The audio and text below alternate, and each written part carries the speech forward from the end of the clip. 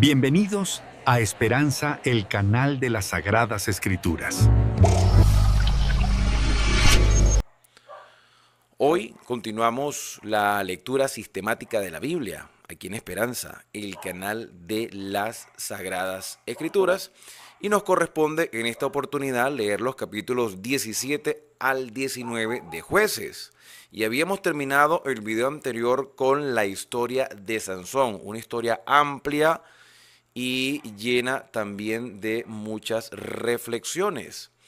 Por supuesto, recordándoles a ustedes que antes de hacer la lectura puedan acercarse con toda libertad a Dios a través de la oración.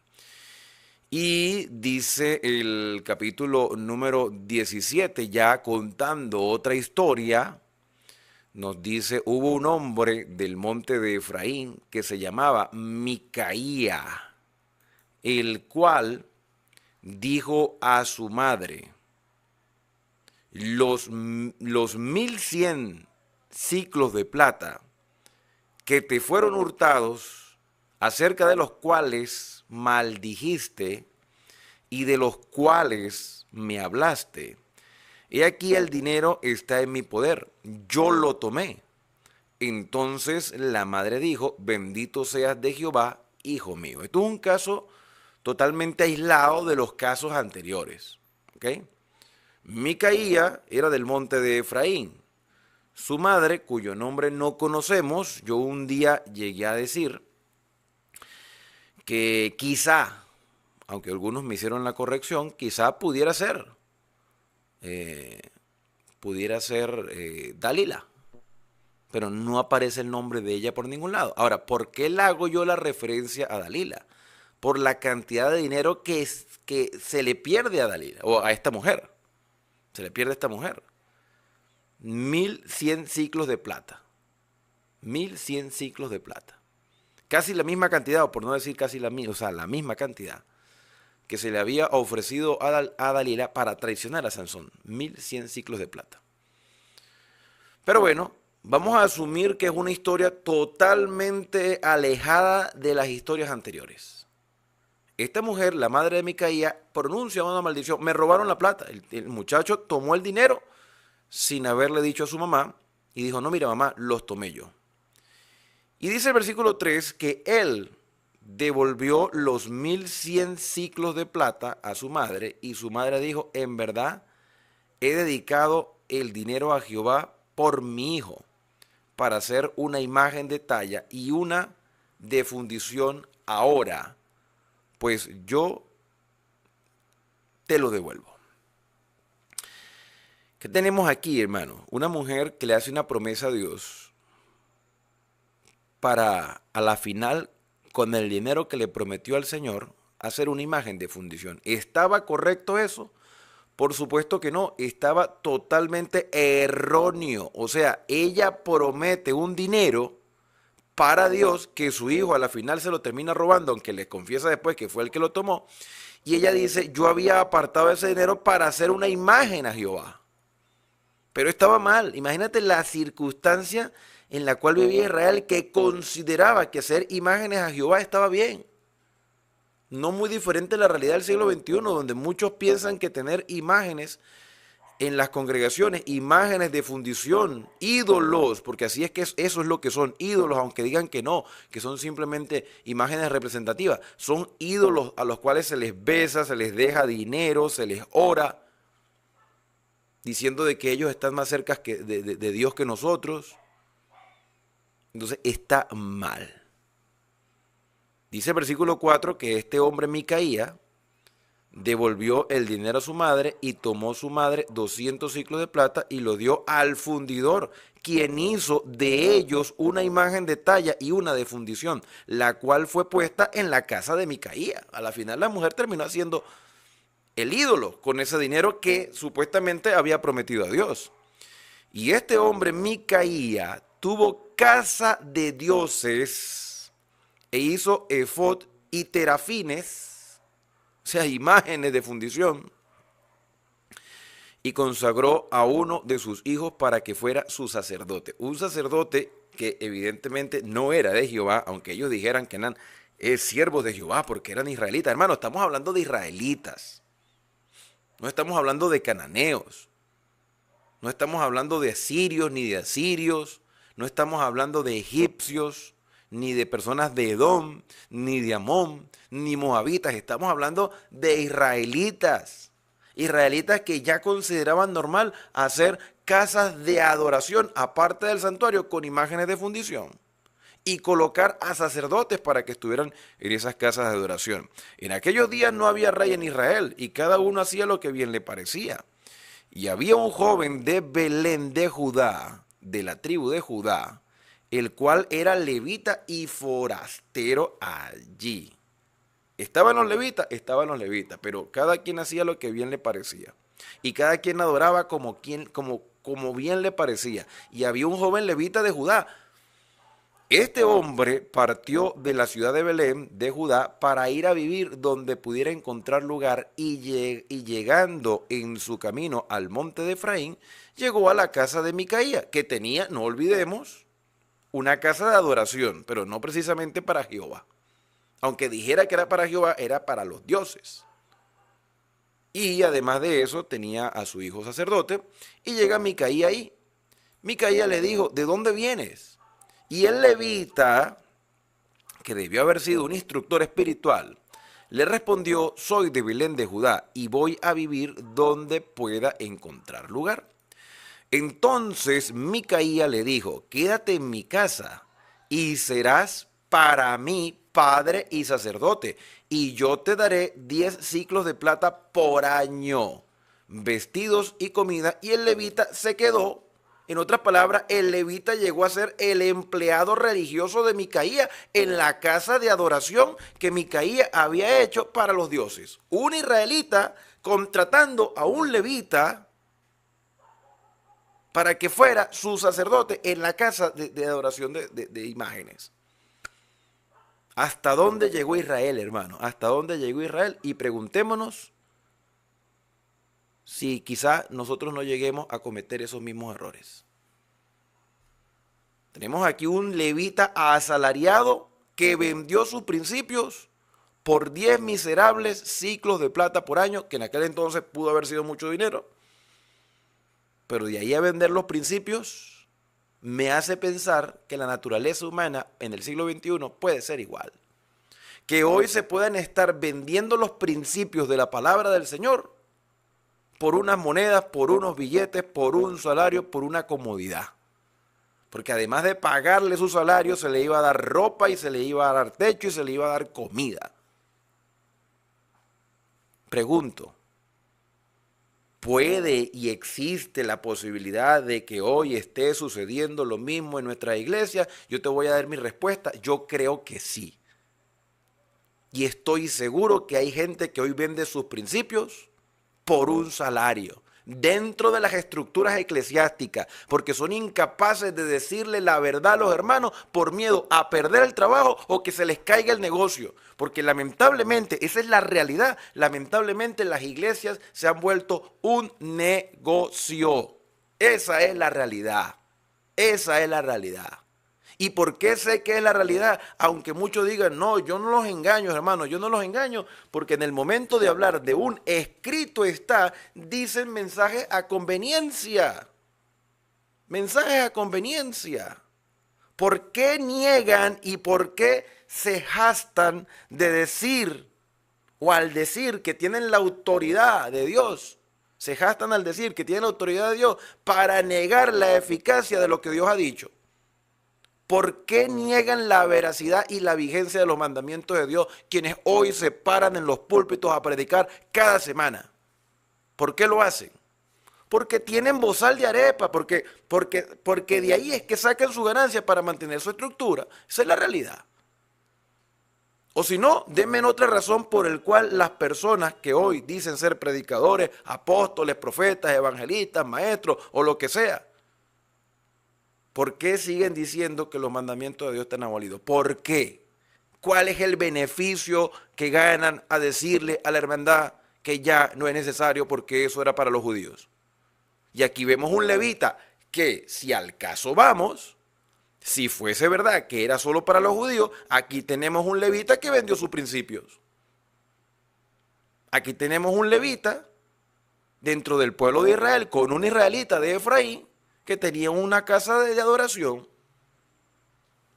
Y fíjate que el levita, en lugar de reaccionar indignado por lo que estaba escuchando en medio de su necesidad económica, dice que agradó pues al levita morar con aquel hombre y fue para él como uno de sus hijos. Y imagínate, porque es que Micaía le dice, sé tú nuestro padre, serás para mí padre y sacerdote. O sea, instrúyeme que yo te voy a pagar. En otras palabras, el levita perdió una oportunidad de oro para decirle a Micaía, mira, lo que está pasando aquí, en este lugar de adoración que tú estableciste, está mal. Pero por miedo a perder el salario, por miedo a perder la comida, miedo a perder el techo, miedo a perder la vestimenta, entonces a él le agradó el lugar y en lugar de instruirlo, se adaptó a la circunstancia. Y Micaía consagró al levita. O sea, ¿hasta qué punto? El mismo Micaía, un hombre idólatra, es el que consagra al levita. Debía haber sido al revés. Y aquel joven le servía de sacerdote, joven, o sea, que era un hombre todavía inexperto en el área del sacerdocio, en el santuario, y quién sabe por qué estaba por ahí errante. Y permaneció en casa de Micaía. Y Micaía dijo, ahora sé que Jehová prosperará. Jehová me prosperará, porque tengo un levita por sacerdote. Si el levita me dice que todo está bien, yo le creo a él. Porque es un levita, porque es un hombre que estaba cerca de los sacerdotes, porque es un hombre instruido desde niño. Si él me dice que todo está bien, entonces todo está bien. Por eso te digo que este levita, cuyo nombre desconocemos, porque hay nombres que no se dicen, por lo menos la Biblia no lo registra, perdió una oportunidad de oro como hoy pierden oportunidades doradas quienes se paran detrás de los púlpitos y lamentablemente siguen omitiendo, no voy a hablar de engañar, omitiendo la verdad presente. Y omitir una verdad es como decir una mentira, una verdad a medias. Se quedó Micaías pensando de que al tener ese levita ahí, Dios lo iba a prosperar. No, es que aquí está este hombre de Dios. Sí, era un hombre de Dios, pero un hombre de Dios que se dejó comprar. Capítulo número 18. En aquellos días no había rey en Israel. Es la segunda vez que lo leemos. No había rey en Israel. Y en aquellos días la tribu de Dan buscaba posesión para sí donde habitar. Recordemos, hermanos, y esto es importante, por eso es que es de gran relevancia haber leído los capítulos anteriores. Porque si tú tuviste la oportunidad, mi querido hermano, de leer el libro de Josué, recordarás que Dan fue una de las 7 tribus negligentes que se demoró en tomar posesión de la tierra. Y Dan, de esas 7 tribus negligentes, fue la última de todas. A Dan le quedó un pedacito por ahí cerquita del mar Mediterráneo, pero era la población de Dan más abundante que el terreno que habían agarrado y ellos tuvieron que agarrar terreno hacia el norte, subir, o sea, andaban errantes algunos de Dan sin tomar posesión. En aquellos días, la tribu de Dan buscaba posesión para sí, donde habitar, porque hasta entonces no había tenido posesión entre las tribus de Israel por negligentes. Mira la altura en la cual se encuentra Dan, en la posición en la que se encuentra y todavía no han tomado tierra para sí. No me extraña que Dan represente la negligencia. Si tú ves, por ejemplo, la lista de las 12 tribus que aparecen en Apocalipsis, no sé si ustedes han captado ese detalle, vayan al capítulo número 7 de Apocalipsis. Yo hice una explicación sobre Dan y sobre Efraín también, porque estas 2 tribus no aparecen en la lista de Apocalipsis. Y empiezo a pensar un poco más que la negligencia, el descuido, el desinterés va a hacer que muchas personas lamentablemente pierdan su lugar en el reino de los cielos. y hoy tenemos dirigentes negligentes que son desinteresados en la enseñanza de la verdad presente para que otras personas que los escuchen se sienten confiados y en esa confianza que tienen a esos mensajeros hacen que ellos también practiquen la negligencia, el descuido a los principios que Dios estableció. Entonces Dan, que eran unos negligentes hasta el colmo, todavía estaban buscando posesión y los hijos de Dan enviaron de su tribu 5 hombres, de entre ellos hombres valientes de Sora y Estaol, para que reconociesen y explorasen bien la tierra y les dijeron, id y reconoced la tierra. Estos vinieron al monte de Efraín hasta la casa de Micaía y allí posaron. Cuando estaban cerca de la casa de Micaía, reconocieron la voz del joven levita. Oye, mire, ¿y este levita qué hace por aquí? Llegaron allá y le dijeron, ¿quién te ha traído acá? ¿Y qué haces aquí? ¿Y qué tienes tú por aquí? Ven acá, o sea, nosotros te hemos visto por allá cerca del santuario, porque tú eres de Judá, cerca de los otros sacerdotes, y qué pasó, o sea, no es común ver un levita fuera de las ciudades de refugio. Y él le respondió, de esta y de esta manera ha hecho Micaías conmigo. Oye, este hombre me ofreció techo, comida, ropa y salario. Este hombre me trata bien. Pues yo me quedo aquí. Y me ha tomado para que sea su sacerdote. Y ellos le dijeron, pregunta pues ahora a Dios para que sepamos si ha de prosperar este viaje que hacemos. Fíjate que las personas de Dan todavía confían en la credibilidad de un levita que les está diciendo que es el empleado de Micaía y que está en una casa de adoración que no precisamente es para Jehová. Y aún así esas personas confían en el levita, porque oye, si el levita lo está haciendo, creemos que está correcto. Hermano, aquí hay una advertencia y un llamado. El hecho de que lo diga un líder religioso, llámese pastor, llámese sacerdote, llámese reverendo, llámese ministro, llámese lo que sea, el título que ostente, incluso algunos que ostentan el título de profeta, hermano, no porque lo digan ellos, en realidad debemos creerlo. Nosotros debemos creer a lo que escrito está. De hecho, yo he dicho en repetidas ocasiones, ni siquiera me crean a mí. Investiguen a la luz de la escritura, hermano. Por eso el método que estamos utilizando de leer capítulo a capítulo, versículo a versículo, es para mí el método ideal para entender la revelación que el Señor ha dejado a través de su palabra. Porque es muy fácil agarrar textos sueltos y elaborar temáticas de textos descontextualizados. Si este levita, y lo voy a repetir de nuevo, si este levita cayó en esta circunstancia y Micaía le creía y los de Dan le creían, hermano, seguramente hoy está pasando lo mismo. Hoy podemos estar creyendo en los líderes religiosos que nos están enseñando las verdades a medias. Y entonces de paso de pregunta, mira, consulta al Señor para ver si prospera el viaje que estamos haciendo.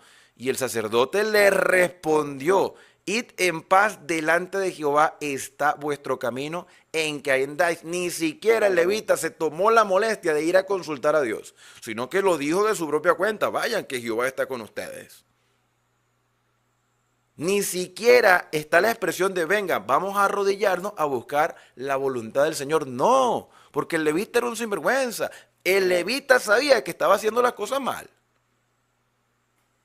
Entonces aquellos 5 hombres salieron y vinieron a Lais y vieron que el pueblo que habitaba en ella estaba seguro, ocioso y confiado, conforme a la costumbre de los de Sidón, sin que nadie en aquella región les perturbase en cosa alguna y ni había quien poseyese el reino. Y estaban lejos los de los sidonios y no tenían negocio con nadie. Volviendo pues ellos a sus hermanos en Sora y Estaol, sus hermanos le dijeron, ¿qué hay? Y ellos respondieron, levantaos, subamos contra ellos, porque nosotros hemos explorado la región y hemos visto que es buena, es muy buena. Y vosotros no haréis nada, no seáis perezosos en poneros en marcha para ir a tomar posesión de la tierra. cuando vayáis y lleguéis a un pueblo confiado y a una tierra muy espaciosa, pues Dios la ha entregado en vuestras manos, lugar donde no falta de cosa alguna que haya en la tierra. Entonces salieron de allí, de Sora y Estaol. Están hablando, estos 5 espías fueron, consiguieron un lugar, vieron que la tierra era buena, que la gente era ociosa, eran cananeos, por supuesto, que estaban allí todos ociosos, y motivados también por las palabras del levita, pues se sintieron como con con ese impulso para lograr un objetivo. Yo no digo que el impulso que tuvieron los motivó. Yo lo que hago énfasis es que quien los impulsó, aunque las cosas le hayan salido como ellos esperaban, no quiere decir que el levita estuviera hablando en nombre de Dios, porque se supone que ya Dios había hablado a través de Moisés y a través de Josué de que no fueran ociosos y fueran a conquistar la tierra. O sea, el levita no les dijo nada que ellos ya no supiesen. Bueno, vaya, porque Dios está con ustedes, pero el hombre ni siquiera consultó al Señor. Entonces salieron de allí, de Sora y Estaol, 600 hombres de la familia de Dan, armados de armas de guerra, y fueron y acamparon en Kiriat Jearim, en Judá, por lo cual llamaron a aquel lugar el campamento de Dan hasta hoy. Está al occidente de Kiriat Jearim. O sea, esta es la primera parte que tomaron. Y de allí pasaron al monte de Efraín y vinieron hasta la casa de Micaía. Entonces aquellos 5 hombres que habían ido a reconocer la tierra de Lais dijeron a sus hermanos: ¿no sabéis que en estas casas hay un efod y terafines, o sea, imágenes, y una imagen de talla y de fundición? Mirad, por tanto, lo que habéis de hacer. Es que uno dice, bueno, ¿cómo van a reaccionar? ¿Van a reaccionar con desaprobación o van a reaccionar con agrado de que allí en la casa de Micaía haya un efod, haya imágenes de adoración? Cuando llegaron allá y vieron a la casa del joven levita, y cuando llegaron allá, vinieron a la casa del joven levita, en la casa de Micaía, y le preguntaron cómo estaba. Y los 600 hombres que eran de los hijos de Dan estaban armados en sus armas de guerra a la entrada de la puerta. Y subiendo los 5 jóvenes que habían ido a reconocer la tierra, entraron allá y tomaron la imagen de talla, el efod y los terafines y la imagen de fundición, mientras estaba el sacerdote en la entrada de la puerta con los 600 hombres armados de armas. ¿Con qué propósito se llevaron el efod, los terafines y la imagen de fundición? ¿Con qué propósito? ¿Con el propósito de destruirlos para decir esto está mal? ¿O con el propósito de quedarse con ellos como amuletos? Entrando pues aquellos en la casa de Micaías, tomaron la imagen de talla, el efod y los terafines, y la imagen de fundición, y el sacerdote les dijo: ¿qué hacéis vosotros? Y ellos respondieron: calla, pon la mano sobre tu boca y vente con nosotros para que sea nuestro padre y sacerdote. O sea, en lugar no había, hermanos, de los 600 hombres, no había nadie que dijese, esto no puede estar pasando en Israel. De los 600 hombres no había ni uno que dijese, esto está mal. No, le creyeron al levita. Consideraron que esas imágenes eran amuletos que les iban a ayudar a seguir conquistando tierra o lograr la productividad y éxito en todos sus negocios. Se los llevaron y de paso le dicen al levita, que era un bozal de arepa, es decir, un hombre que se dejaba comprar, le dice: traiciona a Micaía y vente con nosotros. Vente con nosotros, te podemos pagar más, te podemos tratar mejor. ¿Cuál fue la reacción del levita? Yo te digo una cosa, una persona que vende sus principios, una persona que niega lo que está establecido en la palabra, hermano, es un traicionero en todas sus fases. En todas sus fases es un traicionero. Como los políticos corruptos. Político corrupto se vende al mejor postor, al que le pague más. Y un religioso corrupto que niegue la eficacia de la palabra del Señor y que sea capaz de vender sus principios por una estabilidad económica, va a irse con el que le pague más adelante. Vamos a ver la reacción del levita. A él le dicen: cállate, pon la mano sobre tu boca, tú no has visto nada. Vente con nosotros para que sea nuestro padre y sacerdote. Es mejor que seas tu sacerdote en casa de un solo hombre que de toda una tribu y de toda la familia de Israel. Tú te vas a quedar aquí siendo dirigente espiritual de una sola familia cuando puedes ser de toda una tribu completa. Piénsalo, vas a tener una mejor posición. Y se alegró el corazón del sacerdote, el cual tomó el efod, los terafines y la imagen y se fue en medio del pueblo. Un traicionero de Dios, un hombre que niegue los principios que Dios ha establecido, seguirá siendo un traicionero a menos que se arrepienta de verdad y reconozca lo que ha hecho. Traicionó a Dios como levita y traicionó a aquel que le brindó cobijo cuando no tenía nada. Así son y así serán. El que niegue, hermano, y se lo voy a decir con todo el respeto y el amor que ustedes se merecen, porque para mí ustedes son mis hermanos de fe y yo no tengo la intención de engañar a nadie porque yo no represento la posición religiosa de ninguna institución. Yo no represento ninguna institución. El hecho de que yo vaya a la iglesia X, Y o Z no quiere decir que yo represente la institución. Así que yo no tengo aquí a nadie a quien defender. Ni nadie me está pagando para yo estar haciéndole publicidad a nadie. Yo creo que nuestra responsabilidad es con Dios. Y lo voy a decir con toda la propiedad. Aquel que niegue la vigencia de los mandamientos de Dios es un traicionero que nos puede engañar en cualquier momento. Y el Señor Jesucristo lo dijo claramente: mirad que nadie os engañe. Vendrán muchos en mi nombre y a muchos engañarán. Mirad que nadie os engañe. Vendrán muchos en mi nombre y a muchos engañarán. Velad pues, porque si el padre de la casa supiese a qué hora va a venir un ladrón, velaría para no dejar minar su casa. Ahora, ¿cómo sabemos si nos están engañando o nos están diciendo la verdad? Hermano, escrito está, eso es todo. Mira, hay un versículo en Isaías 8:20, si no me equivoco, que dice: a la ley y al testimonio, si no hablaren conforme a eso es porque no les ha amanecido. Un predicador que niegue la eficacia y la vigencia de los mandamientos de Dios y que niegue la reforma en nuestro estilo de vida, es decir, el cambio en nuestra manera de ser por la obra transformadora y santificadora del Espíritu Santo, es un mentiroso. Es un mentiroso. Y algún interés tiene detrás de esa mentira. Que quizás algunos líderes han sido engañados, o no sé, o se dejaron enseñar de una manera y se quedaron con esa enseñanza. Bueno, y entonces, ¿dónde está la luz? Mire, una persona que busca la voluntad del Señor, jamás el Señor lo va a dejar en tinieblas. Yo estoy convencido de eso. Estoy convencido de eso. Por otro lado, mis queridos hermanos, tenemos en el versículo número 21... que ellos se volvieron y partieron. ¿Sí? ¿Estamos en el 21? Correcto. Y pusieron los niños, el ganado y el bagaje por delante. Cuando ya se habían alejado de la casa de Micaías, que se enteró lo que había pasado y de la traición que le hizo el levita, los hombres que habitaban en las casas cercanas a la casa de Micaías se juntaron y siguieron a los de Dan.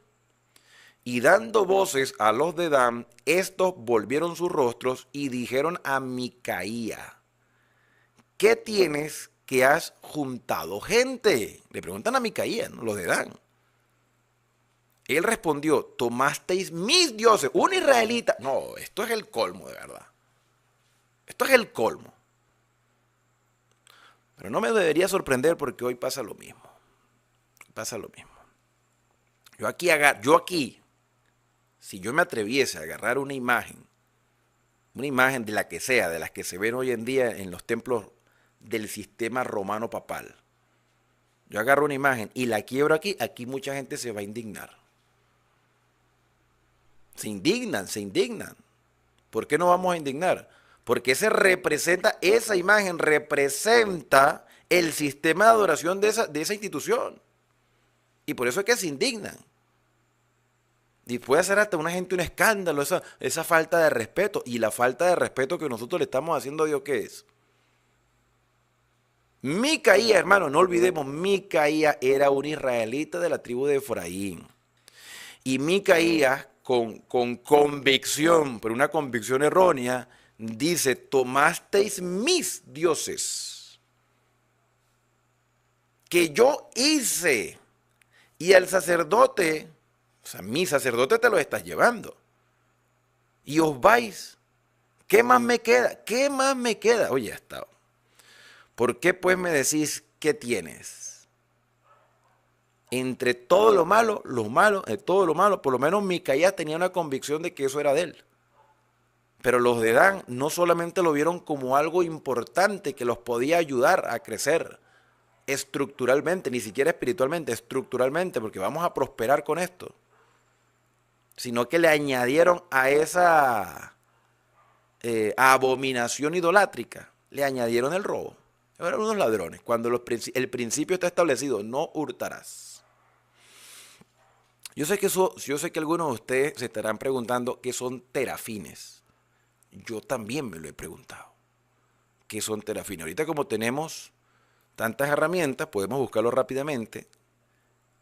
¿Qué eran los terafines? Terafines. Vamos a ver qué encontramos. Dice aquí que los terafines eran ídolos o estatuillas de dioses domésticos adorados en el antiguo Oriente Próximo, incluyendo Mesopotamia y el antiguo Israel. Qué triste que la información que tengamos era que Israel había caído en idolatría. Estas imágenes, a menudo pequeñas, pero a veces de tamaño humano, se utilizaban para la adivinación como amuletos de buena suerte y representaban la propiedad o la herencia familiar. Ahí ya sabemos que eran imágenes pequeñas o incluso también grandes, que eran como los objetos de adivinación y protección de la familia. Esos eran los terafines. Versículo número 25. Y los hijos de Dan le dijeron: no des voces tras nosotros, Micaías, no sigas gritando, no sea que los de ánimo colérico, las personas impulsivas, os acometan y pierdas también tu vida y la vida de los tuyos. O sea, amenazaron. Israelitas amenazando israelitas. No estamos hablando de cananeos amenazando israelitas, no, estamos hablando de israelitas amenazando israelitas, de la tribu de Dan a la tribu de Efraín, precisamente las dos tribus que no aparecen en Apocalipsis. Y prosiguieron los de Dan su camino, y Micaías, viendo que eran más fuertes que él, volvió y regresó a su casa.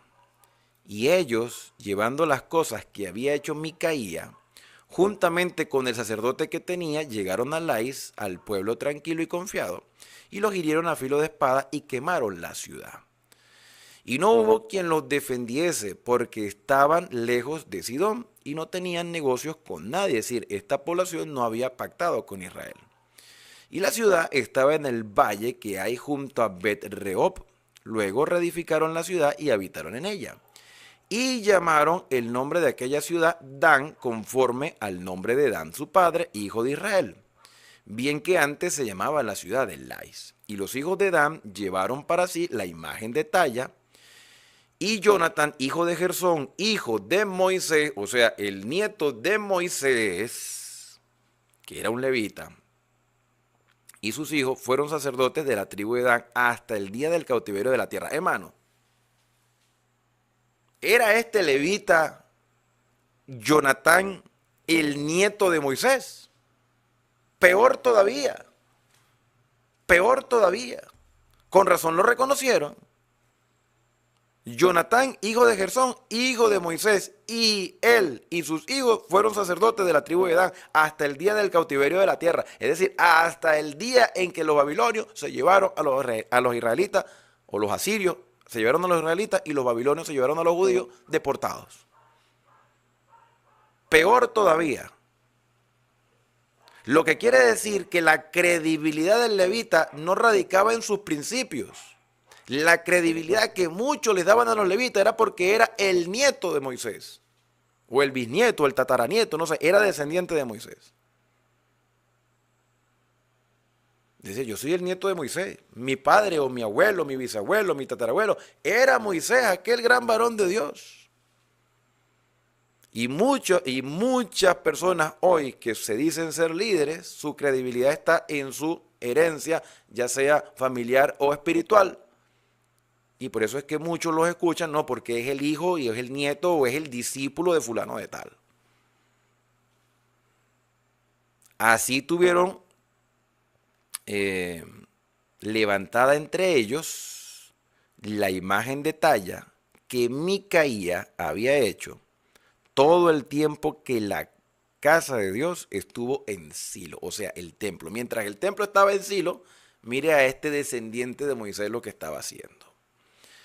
Terrible, hermano. Uno cada vez que avanza en los capítulos de Jueces, uno dice, pero ¿hasta dónde va a llegar esta circunstancia? ¿Hasta dónde? Bueno, llegamos al capítulo 19. Y ya en el próximo video, solo nos restarían 2 capítulos para terminar este libro. Y nuevamente, por tercera vez, se nos dice que en aquellos días no había rey en Israel. Y hubo un levita, otro, para demostrar que no era solamente el nieto de Moisés, otro levita, que moraba como forastero en la parte más remota de Efraín, de donde era Micaías, el cual había tomado para sí mujer concubina de Belén de Judá. Ya va, pero muchas coincidencias, ¿verdad? Muchas coincidencias con este levita y el levita anterior, que ya sabemos que era nieto de Moisés. ¿Cuáles eran las coincidencias? Bueno, que el levita del otro era de Belén de Judá. Era de Judá. Aunque era nieto de Moisés, pero vivía en Judá. Pues. Y había morado en la casa de Micaías, que era de Efraín. Para mí son 2 levitas diferentes. Pero cuidado y no es el mismo. Donde se nos amplía una historia mucho más terrorífica. Vamos a suponer que son 2 personas diferentes, pero cuidado y si no es la misma persona. Ahora, lo importante no es saber si es la misma persona, como tampoco es importante saber si la mujer, la madre de Micaías, era o no era Dalila. Yo creo que lo importante aquí es hasta dónde puede llegar un hombre que se dice ser espiritual cuando realmente se aleja de Dios.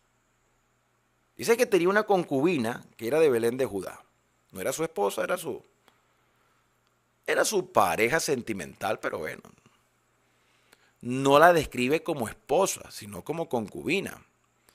Y su concubina le fue infiel por algún motivo. Cuando una mujer llega al grado de la infidelidad, porque eso sí hay que reconocer que aunque hay hombres y mujeres que son sinvergüenzas en todos los aspectos, incluyendo el aspecto emocional, hay que reconocer que mayormente cuando una mujer cae en infidelidad fue porque el mismo hombre la impulsó a eso. ¿En qué aspecto? A que el hombre fue el primero que la traicionó.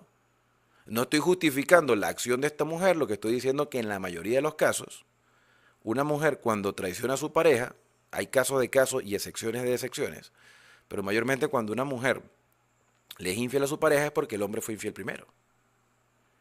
No es una regla, es una excepción y ningún caso es justificable. Pero bueno, esto pasó. Su concubina le fue infiel y se fue de él a la casa de su padre, a Belén de Judá. Se regresó a su casa la mujer. Y estuvo allá durante 4 meses. Y se levantó su marido, aquí se lo describe como marido porque igualmente convivían, y la siguió para hablarle amorosamente y hacerla volver. ¿Tú crees que un hombre que ha sido traicionado va y pide reconciliación sin aplicar la regla que era que si una mujer era infiel había que apedrearla? Porque quizás este levita había sido traicionero primero y la mujer tenía también esa carta bajo la manga de si tú me mandas a apedrear, tú también vas a morir. Porque los 2 fuimos infieles. Puede ser el caso, puede ser. Estamos hablando de casos que pueden ser, porque no se nos da detalle. Lo cierto es que el hombre fue y le habló amorosamente después de lo que ella hizo, para hacerla volver. Y llevaba consigo un criado y un par de asnos, y ella le hizo entrar en la casa de su padre. Y viéndole el padre de la joven, salió a recibirle gozoso. Y lo detuvo su suegro, el padre de la joven, y quedó en su casa 3 días comiendo, bebiendo y alojándose allí. Seguramente aquí hubo reconciliación. ¿De qué manera? Mira, no sé qué le habrá dicho, qué tanto habrán conversado, no sé, pero aparentemente hubo reconciliación. Y quiero advertirles, mis hermanos, a quienes no han leído nunca este capítulo, quiero advertirles que para mí este es el capítulo más horroroso, el más miserable, el capítulo que para mí, yo nunca lo hubiese escrito, para mí yo hubiese borrado esta historia, pero el Señor permitió que esta historia estuviese plasmada para que veamos nuevamente hasta dónde puede llegar el ser humano cuando se aleja de Dios, incluyendo un hombre religioso. ¿Hasta dónde puede llegar un ser humano, incluso religioso, cuando se aleja de Dios? Así que no se sorprendan cuando vean lo asqueroso que es la actitud de este levita, la asquerosa actitud y la descripción tan desagradable que se da hacia lo que le pasa a esta mujer. No debió haber pasado nunca, ni de parte del levita, ni de parte de la mujer, que fue prácticamente una víctima aquí, ni de parte de quienes cometieron la desfachatez que hicieron con la pobre mujer. Así que les advierto que este es el capítulo más horroroso que he leído yo en la Biblia. Pero Dios nos advierte con esta historia de que cosas peores se pueden ver cuando los principios de Dios son dejados a un lado. Vuelvo y repito, no estamos hablando de cananeos, no estamos hablando de moabitas, no estamos hablando de edomitas, no estamos hablando de filisteos, estamos hablando de israelitas. Aquel pueblo escogido por Dios. Pero no para esto, no para esto. Ustedes están escuchando como celebraciones. En el momento que se está grabando este video, se está realizando la final de un partido de béisbol entre Venezuela y los Estados Unidos. La gente está celebrando. Por si escuchan truenos y emociones en la calle, algarabía. Levantó también el levita para irse, y el padre de la joven dijo a su yerno: conforta tu corazón con un bocado de pan y después os iréis. Y se levantaron ellos dos juntos y comieron y bebieron. Se sentaron ellos dos juntos, comieron y bebieron. Y el padre de la joven dijo al varón: yo te ruego que quieras pasar aquí la noche y se alegrará tu corazón. Aparte de que se estaban emborrachando, ¿no? O sea, esta gente le metía al licor, a las bebidas fermentadas, al vino de uvas, ya cuando espumea, y alegra el corazón de aquellos que se dejan llevar por el fermento. Versículo 7. Y se levantó el varón para irse, pero insistió su suegro y volvió a pasar allí la noche. Al quinto día, levantándose de mañana para irse, le dijo al padre de la joven: conforta ahora tu corazón y aguarda hasta que decline el día. Y comieron ambos juntos. Por algún motivo el padre de la joven no quería que el levita se fuera, ni mucho menos su hija. ¿Algo se estaba sospechando el padre? Quizá. Luego se levantó el varón para irse, él y su concubina y su criado. Entonces su suegro, el padre de la joven, le dijo: he aquí ya el día declina para anochecer, te ruego que paséis aquí la noche. Y aquí que el día se acaba, duerme aquí para que se alegre tu corazón, y mañana os levantaréis temprano a vuestro camino y te irás a tu casa. Mas el hombre no quiso, porque prácticamente lo retuvo más del tiempo que él esperaba retener, que estar allí, más de una semana. Mas el hombre no quiso pasar allí la noche, sino que se levantó y se fue y llegó a enfrente de Jebús, que es Jerusalén. Llegaron a Jerusalén, a lo que sería Jerusalén, la capital de lo que sería el reino de Judá, con su par de asnos ensillados y su concubina. Y, versículo número 11, estando ya junto a Jebús, el día había declinado mucho, y dijo al criado de su señor: ven ahora y vámonos a esta ciudad de los jebuseos para que pasemos allí la noche. Y su señor le respondió: no iremos a ninguna ciudad de extranjeros, que no sea de los hijos de Israel, sino que pasaremos hasta Gabá. Y dijo a su criado: ven, sigamos hasta uno de esos lugares para pasar la noche en Gabá o en Ramá. Pasando pues, caminaron, y se les puso el sol junto a Gabá, que era de Benjamín. O sea, llegaron a la tribu de Benjamín. Y se apartaron del camino para entrar a pasar allí la noche en Gabá, y entrando se sentaron en la plaza de la ciudad, porque no hubo quien los acogiese en casa para pasar la noche. Y aquí un hombre viejo que venía de su trabajo del campo al anochecer, el cual era del monte de Efraín, y moraba como forastero en Gabá, pero los moradores de aquel lugar eran hijos de Benjamín.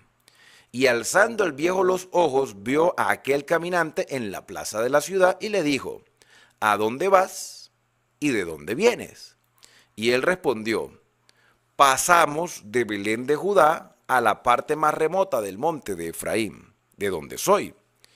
Y había ido a Belén de Judá, mas ahora voy a la casa de Jehová y no hay quien me reciba en casa. Nosotros tenemos paja y follaje para nuestros asnos y también tenemos pan y vino para mí y para tu sierva y para el criado que está con tu siervo.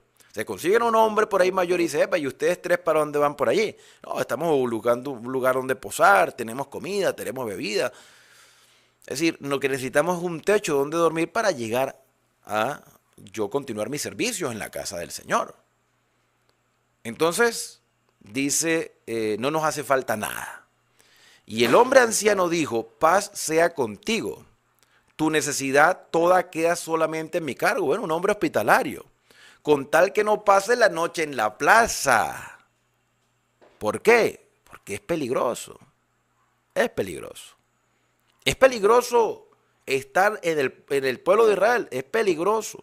No pasen la noche afuera. No pasen la noche afuera. Y los trajo a su casa y dio de comer a sus asnos y se lavaron los pies, comieron y bebieron. Pero cuando estaban gozosos, porque se les pasó también la mano del vino, he aquí que los hombres de aquella ciudad, hombres perversos de Benjamín, de Israel, no eran cananeos, hombres perversos de aquella ciudad, rodearon la casa, golpearon la puerta y hablaron al anciano dueño de la casa diciendo, saca al hombre que ha entrado en tu casa para que lo conozcamos. Para que lo conozcamos. ¿Sabe lo que significa conocer? En hebreo, tener intimidad sexual.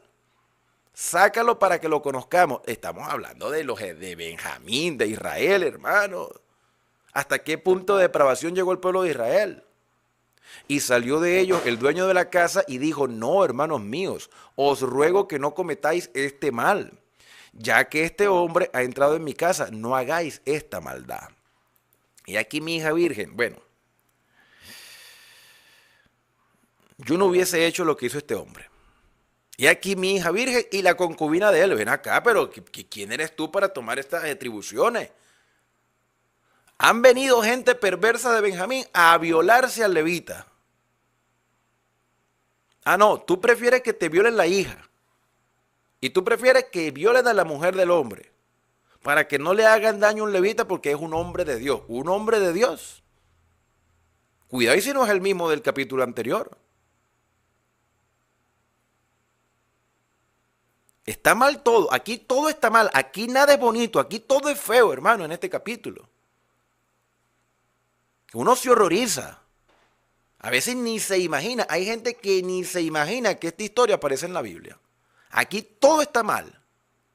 Todo está mal en la vida del levita con la concubina. Y con la experiencia que tuvo de emborracharse en la casa de su suegro. Todo está mal de que la gente de Benjamín sean unos perversos sexuales. Y todo está mal que el hombre que lo hospedó, que me parece maravilloso, que lo haya hospedado, hospitalidad, preocupado, que no le fueran a hacer nada en la calle, que agarre y ofrezca a su hija y que ofrezca a la mujer del levita para que estos tipos hagan lo que les dé la gana. Está mal, todo está mal. Aquí no hay nada bueno en todo esto. Lo único rescatable es la hospitalidad del anciano. De resto, todo está mal. ¿Por qué? Ya lo sabemos, se alejaron de Dios. Religiosos, mas no espirituales, por cierto. Y aquí mi hija virgen y la concubina de él, yo os la sacaré ahora, humilladla. Oye, por favor, los años de vida que tienes no te han servido para nada. ¿Cómo es que agarre de la mujer y hágale lo que le dé la gana? No, humilladla, hacer con ella como bien os parezca. Pero no hagáis daño a este hombre, no hagáis cosa infame con este hombre, un hombre de Dios. Tenemos un caso parecido en el libro de Génesis. Cuando dos ángeles fueron a Sodoma y Gomorra y Lot los hospedó. Pero estos ángeles del cielo, que también iban a ser violados por los sodomitas, no hay, o sea, una cosa era el sodomita, que no era nada espiritual, y otra cosa es Israel, al punto que llegó Israel a ser igual que los sodomitas. Pero los ángeles de Dios no permitieron que Lot expusiese a sus hijas a la violación. ¿Qué hubiese hecho este levita que estaba allí? Pudo haber evitado esa circunstancia y hablar el nombre de Dios y reprenderlos, pero tenía autoridad para reprenderlos como levita. No tenía autoridad. Aquellos hombres, dice el versículo 25, aquellos hombres no le quisieron oír, por lo que tomaron a aquel hombre a su concubina, dice, pero tomando a aquel hombre, o sea, el levita, tomando a su concubina, la sacó y entraron a ella, o sea, la abusaron, dice, abusaron de ella toda la noche hasta la mañana y la dejaron cuando apuntaba el alma. ¿Hasta qué punto? Y esto por eso yo digo, hermano, que este capítulo es horroroso. Horroroso. Yo creo que ustedes me van a apoyar al decir que este capítulo es horroroso. ¿Hasta qué punto puede llegar un hombre a ponérsele la sangre tan fría, siendo un hombre supuestamente religioso, a sacar a su mujer con todo lo que ella haya hecho, que fue infiel? Tú también lo fuiste. Porque para que ella hubiese sido así, tú también lo fuiste. Y no la perdonabas ni la amabas, porque tú amas a una mujer, tú no la expones a que le hagan todo lo que le hicieron a esa mujer. Tú no la expones. Yo he conocido casos de parejas que después de tanto amor, después se odian a muerte. Pero también conozco casos de personas que no pueden seguir juntas como pareja, pero por lo menos se tratan como amigos. Se tratan con respeto. El levita, con todos los problemas que haya tenido en su hogar y con todas las metidas de pata que él haya hecho, no debió llegar a este punto. No debió llegar a este punto. Oye, hermano, la mujer está gritando y el levita encerrado en su casa, tapándose los oídos para no escuchar, haciéndose el sordo. O sea, no pudiste hacer nada por salvar la vida de la mujer. No pudiste darle un golpe a un tipo de esos, mandarlo al piso. Ah, no, expusiste a tu mujer a que te la violen, chico. No, esto es indignante, hermano, esto es indignante. Y muchas personas cuando leen esta historia asumen de que Dios es cruel y permitió esto. No. Dios lo que está mostrando con esta historia es hasta dónde puede llegar el hombre cuando no se rige por principios, cuando ha dejado a un lado la ley de Dios. Hermanos, aquí hay idolatría, aquí hay borrachera, aquí hay sinvergüenzura. ¿Qué puedes esperar tú de una sociedad? Este es el Israel que Dios estableció para que fuera el modelo de las demás naciones. No. ¿No crees que como iglesia tenemos que reflexionar de que puede ser que haya casos similares a lo que está sucediendo o lo que por lo menos esta historia narra? Yo espero que no, pero me entristece pensar que puede ser que sí. La mujer la violaron, hermano. Mira, no, yo cada vez que leo este capítulo a mí me indigna de verdad, pero no por Dios, sino por nuestra propia actitud como seres humanos. Cuando ya amanecía, vino la mujer y cayó delante de la puerta de la casa de aquel hombre, donde su señor estaba. Su señor. Él tenía que haberla protegido. Ay, fue a hablarle con amor a la casa de su padre. Yo me atrevo a pensar que el papá de esta mujer sabía al peligro que su hija se expondría. Y por eso retenía al hombre y retenía a la mujer. Quédense aquí, no salgan. No me quiero ni imaginar, aparte del dolor de la mujer, el dolor del padre cuando se enteró que a su hija le habían hecho lo que le habían hecho. Yo que soy padre. Y nada más imaginármelo. Eso a mí de verdad le parte uno el alma, hermano. Le parte uno el alma. Ah, pero el levita, el hombre espiritual, le dio igual. Por eso es que yo no soy partidario de creer ciegamente a quienes dirigen. Porque ellos también son seres humanos. Yo soy ser humano, me puedo equivocar, cometo errores, pero yo le he dicho, yo aquí no soy el modelo de nadie. El modelo es Cristo. Pero oye, uno es ser humano que siente, y a mí esta historia, hermano, a mí esta historia me parte el alma, de verdad. Porque yo soy padre y a mi hija le hace una cosa de esta. ¿Tú crees que yo me voy a quedar con los brazos cruzados o que a mi mujer le haga una cosa de esta? Y me voy a quedar ahí, ni siquiera ignorando, haciéndome el que no sé nada. No vale, esto no debió haber pasado, hermano. Esto no debió haber pasado. Se levantó de mañana su señor, le quedó grande eso de su señor. Y abrió las puertas de la casa y salió para seguir su camino, sin vergüenza.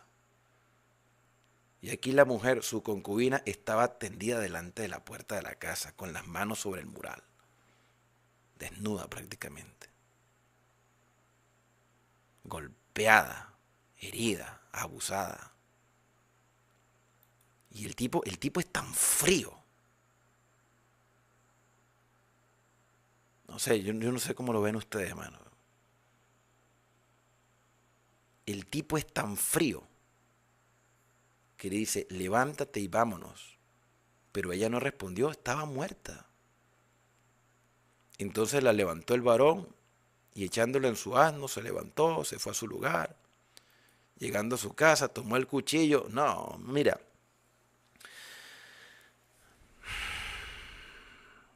Esto es el colmo, chico. Agarró y picó a la mujer en pedazos. Llegó a su casa, tomó el cuchillo, echó la mano de su concubina, le partió los huesos como si estuviera picando un pollo. Lo picó en 12 partes y lo envió por todo el territorio de Israel. Y todo el que veía aquello decía, jamás se ha hecho ni se ha visto tal cosa. Una cosa sin precedente, una cosa horrorosa, abominable, detestable. Mira, lo más asqueroso que nosotros hemos leído en la Biblia de la conducta humana está en este capítulo. Jamás se ha hecho ni visto tal cosa desde el tiempo en que los hijos de Israel subieron de la tierra de Egipto hasta hoy. Considerad esto y hablad consejo. Es que no leo bien este versículo, permítame, voy a leerlo bien, este último. Considerad esto, tomad consejo y hablad. Eso es lo que dice. Tomad consejo y hablad. Y aquí se termina el capítulo, mis hermanos. ¿Qué te puedo decir? ¿Cómo lo ven ustedes? ¿Hay esperanza en este relato? Yo creo que hay esperanza. Pero ¿dónde está? Cuando reconocemos que somos seres humanos, que necesitamos una transformación del corazón, porque si no vamos a hacer desastres peores.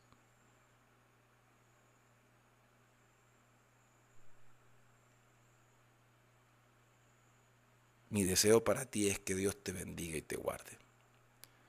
Que haga resplandecer Dios su rostro sobre ti y que tenga de ti misericordia. Que el Señor alce sobre ti su rostro y ponga en ti paz. Pero esa paz solo se va a lograr cuando el Espíritu Santo obre en nuestra vida. Porque de resto, hermanos, si nos sorprende el mundo de hoy,